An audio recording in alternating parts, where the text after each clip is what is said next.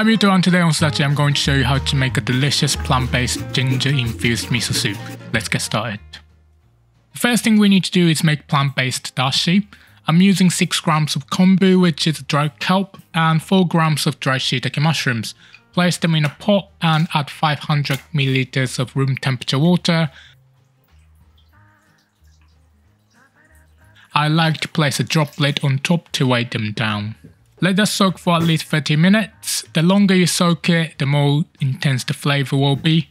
If you soak for longer, I recommend placing it in the fridge. After 30 minutes, you will find the kombu and shiitake have rehydrated and look like this. Now we can put the pan on the heat. Heat on medium until almost but not quite boiling. When there are small bubbles, you can remove the shiitake and kombu. I'm actually gonna cut them up and put them back into the soup so that it's a zero waste recipe. Before that, let's add 30 grams of sliced Japanese leeks or regular leeks, 20 grams of julienned ginger, 30 grams of shimeji mushrooms or mushroom of your choice, and 125 grams of cubed tofu. I recommend preparing all of your ingredients while the dashi is soaking to save time.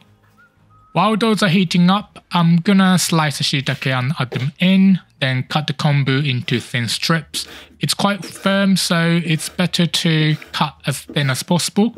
I won't use all of the kombu, so I'll freeze the leftovers and use it to make kombu rice ball filling another time. Give everything a mix. Once the tofu is warmed through and the vegetables are cooked to your liking, turn off the heat and add 2 tablespoons of miso paste. I'm using an additive-free yellow miso paste, which you can find a link in the description. Using miso strainer will ensure there are no lumps of miso in the soup. This is the proper way to make miso soup, but if you don't have a mesh spoon or anything similar, you can put the miso paste in a small bowl with a few tablespoons of broth and loosen it up before adding it to the soup. Okay, let's dish up. And that's it, delicious and warming ginger miso soup made with all plant-based ingredients. And great news, I've launched a free mobile app that makes following along with my recipes even easier. It's the perfect kitchen companion after watching my videos. You can access step-by-step instructions right on your phone while you cook. The download link is in the description below. Thanks for watching. If you want to read the full recipe, you can find it on my blog. The link is on the screen.